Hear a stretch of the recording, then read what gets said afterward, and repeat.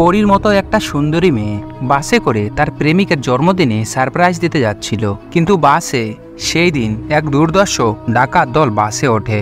এই পরীর মতো মেয়ের জীবনটা নিমিষে উলটপালট করে দেয়। একটা ঘটনা এই মেয়েটিকে একটি হিংস্র প্রাণীতে রূপান্তরিত করে। কি ঘটেছিল সেই দিন বাসে, আর কেনই বা এই মেয়েটি এত হিংস্র হয়ে উঠল? সে কি পেরেছিল তাদের হাত থেকে বেঁচে উঠতে?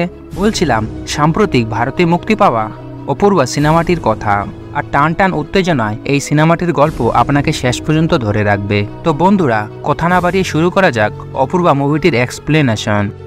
সিনেমার শুরুতে তিনজন ব্যক্তি একটি লাল রঙের গাড়িতে করে যাচ্ছিল।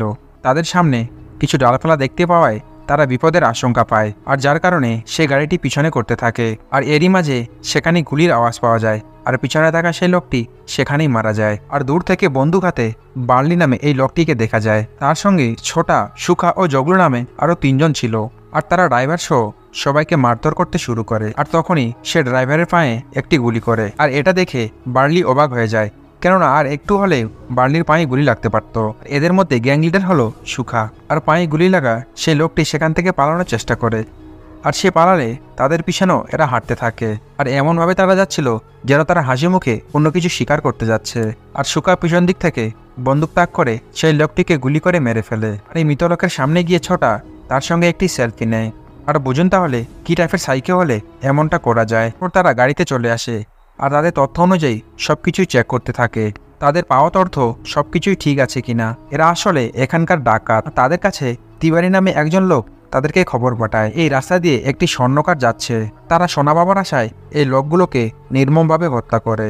আর গাড়িটি একটু সামনে আসতেই পালিয়ে যাওয়া সেই ড্রাইভারের উপর তাদের নজর পড়ে, আর গাড়ি কোনো ব্রেক না করে সোজা সেই ড্রাইভারের উপর গাড়িটি চাপিয়ে দেয়।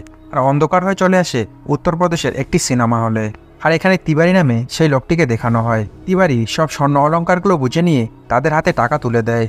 তিওয়ারি বলে তাদের জন্য আরও একটি কাজ রয়েছে, সেই কাজের উদ্দেশ্যে তারা গাড়িতে করে রওনা দেয়। হঠাৎ রেল যাওয়ার কারণে তাদের গাড়িটিকে সেখানে দাঁড় করাতে হয়। তখনই দেখা হয় এই সিনেমার মূল ক্যারেক্টার অপূর্বাকে।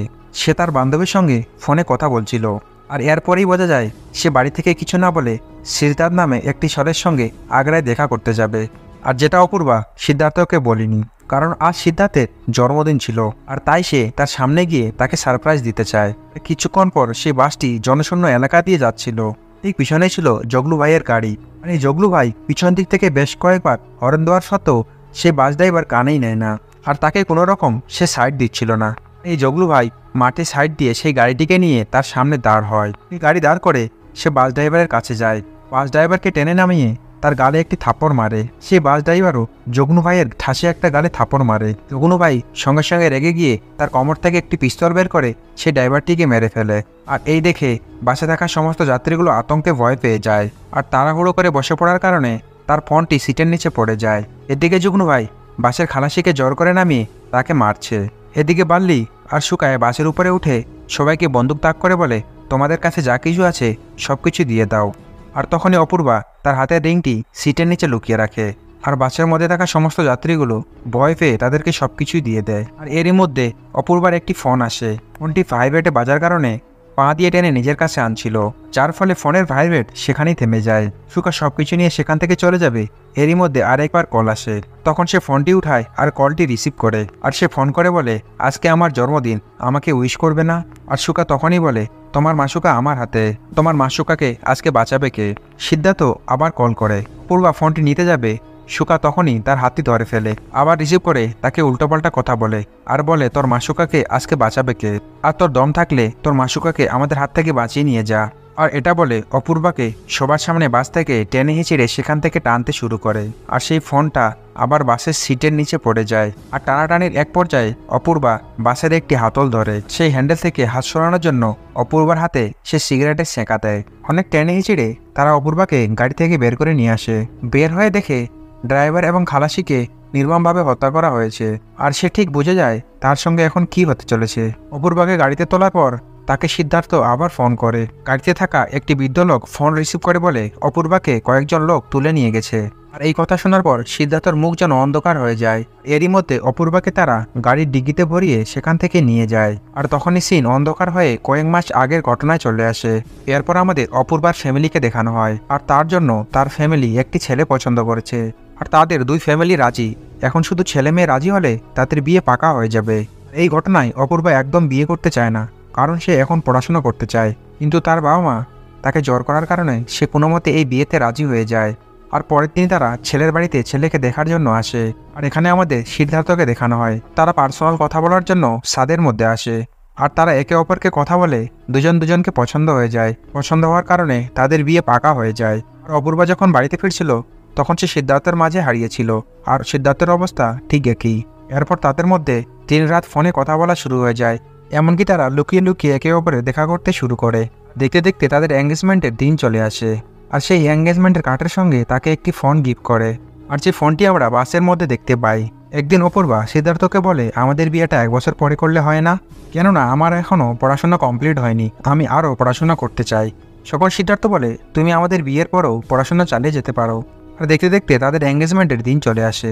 সিদ্ধার্থ অপূর্বাকে একটি রিং পরিয়ে দেয়, আর তাকে রিং পরিয়ে তারা ছাদের মধ্যে চলে আসে, আর তারা সেখানে একটি রোমান্টিক সিন ক্রিয়েট করে। পরে সিদ্ধার্থ অপূর্বাকে বলে, আগ্রাতে আমি একটা বাড়ি দেখছি। অপূর্বা বলে, কেন? আর সে বলে, যাতে তুমি সেখান থেকে ভালো করে পড়াশোনা করতে পারো। তার এই কথা শুনে অপূর্বা খুব খুশি হয়ে যায়। সিদ্ধার্থ তখনই অপূর্বাকে কিস করবে, তখনই তার মা তাকে ডাকছে। সিদ্ধার্থ অন্যদিকে তাকালে অপূর্বা তার গালে একটি কিস করে সেখান থেকে চলে যায়। তারপরে সিন চলে আসে বর্তমানে। এই গুন্ডাগুলো অপূর্বাকে গাড়িতে ছেড়খানি করছিল। অপূর্বা এটাও বুঝে যায় তার জীবন আজকে রাতেই শেষ। এদিকে সিদ্ধার্থও অপূর্বাকে খুঁজতে খুঁজতে সেই জায়গায় চলে আসে। এখান থেকে কিনা অপূর্বাকে তুলে নিয়ে গেছিল। সে পুলিশের কাছে আসলে সে পুলিশকে একটি ফটো দেয়, আর সেই ফটো আশেপাশে থানাগুলোতে পাঠানো হয়। কিন্তু পুলিশরা তাকে কোনো কিছুই বলে না, শুধু তার কাছ থেকে সময় চায়। আর এরই মধ্যে সেখানে থাকা একটি মহিলা পুলিশ এই গাড়িতে থাকা ফোন আর এঙ্গেজমেন্টের রিংটি তার হাতে দেয়। পরে সিন চেঞ্জ হয়ে অপূর্বাকে দেখানো হয়। গুন্ডাগুলো তাকে গাড়ি থেকে নামিয়ে একটি খালি ট্রেনের ডাব্বাতে নিয়ে যায়, আর এখানে তারা তার সঙ্গে অনেক মজা করতে থাকে। ছোটা এই সম্পূর্ণ ঘটনার ভিডিও বানায়। ধস্তাধস্তির এক সময় ছোটার হাত থেকে সেই ফোনটি পড়ে যায়, আর যার কারণে ছোটা খুব রেগে যায়। এদিক থেকে সুকা বলে, ওকে মারিস না। আর এই অপূর্বা থাপড় খাওয়ার কারণে সেখানেই পড়ে অজ্ঞান হয়ে যায়। ততক্ষণে ছোটা তাকে একটি জোরে করে থাপড় মেরে দেয়। এই ঘটনায় সুকা খুব রেগে যায়, যার কারণে সে ছোটার গালে একটি থাপড় মারে। তাকে বলে, বললাম যে ওকে মারিস না। তোর মারার কারণে এ এখন অজ্ঞান হয়ে গেল, আর চিল্লাবে কে? আর না চিল্লালে আমরা মজা পাবো কি করে? সুখা রেগে মেগে বগি থেকে নেমে গিয়ে বলে, শালা মজাটাই নষ্ট করে দিল। আর বালিও ছোটাকে নিয়ে সেখান থেকে নেমে যায়। তখন জগনু সেখানে থেকে যায়। অপূর্বার জ্ঞান ফিরিয়ে আনার জন্য জগনু তার সিগারেট দিয়ে তার হাতের মধ্যে ছেঁকা দেয়, আর তারপরও তার জ্ঞান ফিরে না। তখন জগনু ফিল আনার জন্য তার সঙ্গে উল্টাপাল্টা করতে চায়। এরই মধ্যে সুখা বাইরে থেকে ডাক দিলে জগনু সেখান থেকে নিচে নেমে আসে। আর এরা তখন বাইরে বসে লুটের টাকা হিসাব করছিল। আর তখন ঠিক ওই দিক থেকে একটি লোক হেঁটে যাচ্ছিল, আর তাকে ডাক দিয়ে বলে, এই এদিকে আয়। আর সে সেখানে আসলে তার সঙ্গে অনেক মজা শুরু করে দেয়। আর তাকে জিজ্ঞেস করা হয়, তুই এখানে কি করছিস? সে বলে, আমি একজন পণ্ডিত, আমি মানুষের ভবিষ্যৎবাণী করি। ছোটা পাশ থেকে বলে, আরও একটি লাশের সংখ্যা বাড়লো। সে পণ্ডিত বলে, আমাকে ছেড়ে দাও, আমি কোনো কিছুই দেখিনি। কিন্তু তার কোনো কথাই না শুনে তার হাত পা বেঁধে অপূর্বার পাশে শুইয়ে দেয়। আর এখানে একটি মেয়েকে এভাবে পড়ে থাকা দেখে সে খুব ভয় পেয়ে যায়। সে এটাই ভাবছিল হয়তো এই মেয়েটি মারা গেছে। তারা বাইরে বসে নিজেদের মধ্যে আলোচনা করছিল, এই মেয়েটির জ্ঞান ফিরলে কে তার কাছে আগে যাবে। তারা নিজেদের মধ্যে বলতে থাকে, আমি আগে যাব, আমি আগে যাব। এই জন্য তারা নিজেদের মধ্যে একটি কম্পিটিশন রাখে। এরপরে তারা হিসু করতে সেখানে দাঁড়িয়ে যায়। আর এটাও বলে যে শেষ পর্যন্ত টিকে থাকবে সেই মেয়েটির কাছে সে প্রথমে যাবে। প্রথমে বার্লি, তারপরে ছোটা, তারপরে যুগ্নু, আর সবার শেষে সুখা টিকে যায়। সুখা জিতে যাওয়া এই ঘটনায় সে লাফাতে থাকে। আর কিছুক্ষণ পর অপূর্বার জ্ঞান ফের। আর এই অপূর্বার চোখ খোলা দেখে পণ্ডিত সেখানে ভয় পেয়ে যায়। আর পণ্ডিত সেখানে চিৎকার করতে যাবে, অপূর্বা তাকে ইশারা দিয়ে বলে, চুপ করে থাকো। অপূর্বা শুয়ে শুয়ে বগির সামনে দিকে একটু একটু করে আগাতে থাকে। আর তার আগানো দেখে পণ্ডিত ভয়ে কাঁপতে থাকে। ছোটু বগির মধ্যে আসে, আর সেখানে এসে একটি বালতি নিয়ে যায়। সে বালতিতে করে জল নিয়ে এসে তার জ্ঞান ফেরাবে। অপূর্বার জ্ঞান ফেরানোর জন্য ছোটা দেখে অপূর্বা সে আগের জায়গায় নেই। আরে ছোটা ভাবে এই পণ্ডিত হয়তো অপূর্বার সঙ্গে কিছু একটা করার চেষ্টা করছে। এর জন্য পণ্ডিতকে সেখানে মারধর করে সেখান থেকে বালতি নিয়ে গিয়ে জল আনতে যায়। তখন অপূর্বা ধীরে ধীরে হামাগুড়ি দিয়ে বগির কোণার দিকে এগোতে থাকে। আর পণ্ডিতও তার পিছু পিছু আসতে থাকে। সে কোনো মতো পণ্ডিতের হাত খুলে দেয়, আর দুজনে পিছনের দরজা দিয়ে কোনো মতো নিচে নামে। সেখান থেকে নেমে তারা পালাতে শুরু করে। আর সুখা তাদের দেখে ফেলবে অবস্থা একটু দূরে গিয়ে তারা দৌড়াতে শুরু করে। আর এদিকে ছোটা কুয়া থেকে জল তুলে আসছিল। আর এরই মধ্যে অপূর্বা দৌড়ে এসে ছোটার সঙ্গে ধাক্কা খায়। আর এই ঘটনায় ছোটা তখন অপূর্বার উপর আক্রমণ করতে শুরু করে। আর অপূর্বা তখন কোনো উপায় না পেয়ে ছোটার মুখে চোখে আঁচড় কাটতে শুরু করে।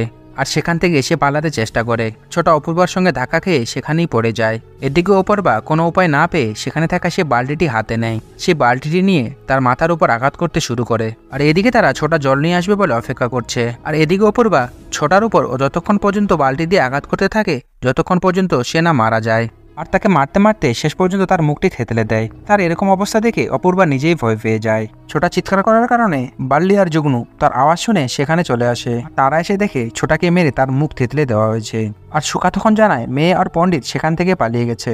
আর তখন বাল্লি বললে এটা শালা নিশ্চয় ওই পণ্ডিতের কাজ। আর জুগনু বলে যাই হোক না কেন এই দুটোকেই খোঁজ, আর আজকে এই দুটোকেই খুঁজে জ্যান্ত কবর দেব। আর অপূর্বা এদিকে দিক বেদিক না দেখে সেখানে দৌড়াতে থাকে। রাত অপূর্বার চোখগুলো বড় বড় হয়ে যায় আর দেখানো হয় সে একটি কুয়োতে পড়ে যাচ্ছে। সেখানে থাকা একটি পাথরকে ধরার কারণে সে বেঁচে গেছে। এরপরে ভয় পেয়ে সে উল্টো দিকে দৌড় দেয় আর একটি জায়গায় গিয়ে সে লুকিয়ে পড়ে। দিকে পণ্ডিতকে দেখানো হয় সে একটি সাঁকোর মধ্যে লুকিয়ে আছে। খুঁজতে খুঁজতে বালির নজর সে পণ্ডিতের উপরে পড়ে। পণ্ডিতকে কষে একটা চোর মারে। আর তখন তারা তিনজনে মিলে পণ্ডিতকে বেধরও মারতে থাকে। আর এই সবকিছু অপূর্বা দূর থেকে দেখছিল। আর এরপর পণ্ডিতকে তারা মারছিল আর বলছিল সেই মেয়েটি কোথায়। এদিকে জুগনু সাপের মতো ফুলছিল। পণ্ডিত বলে মেয়েটি কোথায় আমি জানি না। আর তখনই জুগনু তার বন্দুকটি বের করে সে পণ্ডিতকে একটি গুলি করে দেয়। আর সেই গুলির আওয়াজ শুনে অপূর্বার হার্টবিট আরও বেড়ে যায়। সে দূর থেকে দেখে তারা পণ্ডিতকে মেরে দিয়েছে। অপূর্বা হাউমাউ করে কান্না করলেও তার নিজের মুখ সে নিজেই চেপে ধরে থাকে। তারা সেখান থেকে চলে যাওয়ার পরে পণ্ডিতের ফোনে একটি ফোন আসে। পণ্ডিতের ফোন বাজার কারণে অপূর্বা সেই ফোনটি নেওয়ার জন্য দৌড়ে আসে। কেননা গুন্ডগুলো শোনার আগে এই ফোনটি সেখান থেকে নিয়ে তাকে পালাতে হবে। ফোনটি হাতে পাওয়া মাত্র ফোনটি নিয়ে সেখান থেকে দ্রুত পালিয়ে আসে। যে ফোন করেছিল তার ফোনটি হাতে পেয়ে কেটে দেয়। আর সেই ছোট্ট ফোনটিকে নিয়ে সে একটি নির্জন জায়গায় চলে যায়। আর সেখানে এসে তার কথা যেন কেউ শুনতে না পায় সে তখনই সিদ্ধার্থকে কল করে। সিদ্ধার্থ সেই ফোনটি রিসিভ করছিল না, কারণ এই নাম্বারটি তার কাছে তারাচাঁদ নামে সেভ করা ছিল। আর তারাচাঁদ হলো সেই ব্যক্তি যার সঙ্গে সিদ্ধার্থের দেখা হয়েছিল। সিদ্ধার্থকে বলেছিল তোমার জীবনসঙ্গীর নামের প্রথম অক্ষর এ, তোমার সামনে একটি বড় বিপদ অপেক্ষা করছে। আর সিন চলে আসে বর্তমানে। বারবার ফোন করার কারণে সিদ্ধার্থ সেই ফোনটি রিসিভ করে। আর তখন সে অপূর্বার গলার আওয়াজ শুনতে পায়। সে অপূর্বার কাছে জানতে চায় তুমি এখন কোথায় আছো। এই এলাকাটি অপূর্বার কাছে একদম নতুন, সেই জন্য সে কোনো কিছুই বলতে পারে না। এরই মধ্যে অপূর্বা কারো একজনের পায়ের আওয়াজ শুনতে পায়। আর অপূর্বা কোনো কথা বলে না, চুপ হয়ে যায়। আসলে সেখানে সুখা এসেছিল। সুখা কোনো কিছুই দেখতে না পাওয়ায় সেখান থেকে চলে যায়। দিকে সিদ্ধার্থ অপূর্বাকে বারবার ফোন করছে, কিন্তু তার ফোন বারবার অফ হয়ে যায়। এই ঘটনায় পুলিশ তাকে কোনো রকমের সাহায্য করতে পারে না। সে পুলিশকে বলে এই নাম্বারটির লোকেশন ট্রেস করে আমরা তার কাছে যেতে পারি, কিন্তু তার কথায় পুলিশ কোনো কান না দিয়ে সেখান থেকে চলে যায়। এরপরে রাত হয়ে যায়। অপূর্বা আবার সিদ্ধার্থকে ফোন করে আর সে বলে তুমি পুলিশ নিয়ে আসছো তো। সিদ্ধার্থ বলে তুমি কোনো চিন্তা করো না, আমি ওখানে একাই আসি।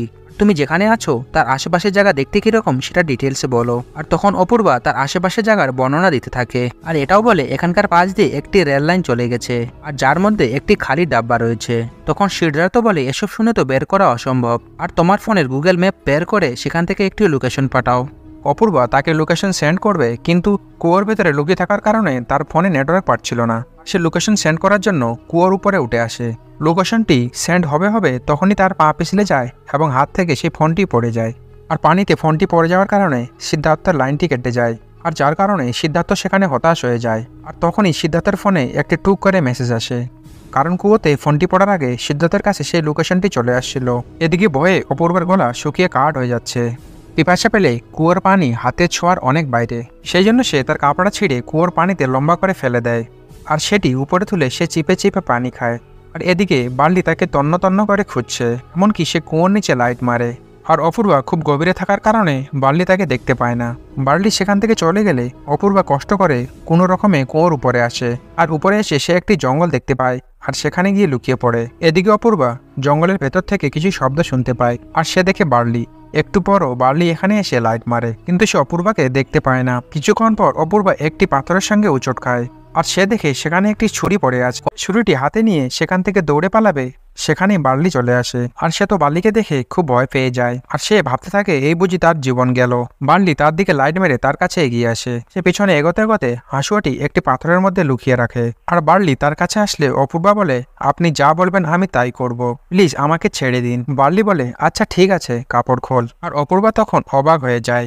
বার্লি আবারও ঠিক একই কথা বলে আর অপূর্বা কোনো রাস্তা না পেয়ে তার নিচের জামাটি খুলে ফেলে। আর এই দেখে বার্লি খুশি হয়ে তার কাছে হেঁটে আসছিল আর তার কাছে এসে তার নিজের প্যান্টটি খুলে ফেলে। অপূর্বার সঙ্গে খারাপ কাজ করতে যাবে তখনই অপূর্বা পিছন দিক থেকে সেই ছুরিটি নিয়ে বার্লির প্রাইভেট পার্ট কেটে ফেলে। প্রাইভেট পার্ট কাটার পরে অপূর্বা হাতে জামা নিয়ে সেখান থেকে পালিয়ে যায়। আর তার চিৎকার শুনে জগনু আর সুখা তার কাছে দৌড়ে আসে। আর এরপরে বাল্লি খুব জোরে চিৎকার করতে থাকে। আর এখানে এসে তার উপরে সুখা খুব রেগেমেগে ফায়ার হয়ে যায়। আর সে বলে, ভালো হয়েছে শালা, আমার আগে তুই সিরিয়াল নিতে চেয়েছিলিস। জগনু বলে, অনেক হয়েছে, এবার বাল্লিকে হাসপাতালে নিয়ে যেতে হবে। সুখা বলে, আগে ওই মেয়েটাকে খুঁজে বের করতে দাও। কিন্তু জগনু বলে, বাল্লিকে হাসপাতালে নিয়ে না গেলে সে মারা যাবে। কিন্তু সুখা তার কথার কোনো পাত্তাই দেয় না। আর জগনুকে এটাও বলে, ওই মেয়েটি আমার মনে ধরেছে আর আমি তাকে ভোগ করব। আর জগনুর কথা না শুনলে একে অপরকে ধাক্কাধাক্কি শুরু হয়ে যায়। এরপরে সুখা জগনুকে বলে, ওই মেয়েটাকে আমার চাই, ততক্ষণে বাল্লি বেঁচে থাকলে তার ভাগ্য। কিন্তু জগনু বাধ্য হয়ে সুখার সঙ্গে খুঁজতে বের হয়। এরপরে আমাদের অপূর্বাকে দেখানো হয়, আর সে একটি জায়গায় বসে তার সঙ্গে ঘটে যাওয়া সেই নির্যাতনের কথাগুলো ভাবছে। আর সে মনে মনে ডিসাইড করে নেয় এইভাবে আর কত, আর কিছু একটা ভেবে সে সেখান থেকে দাঁড়িয়ে যায়। এরপরে তার শরীরে থাকা কাপড়গুলো টুকরো টুকরো করে সেখানে ছিন্ন করে রাখছিল।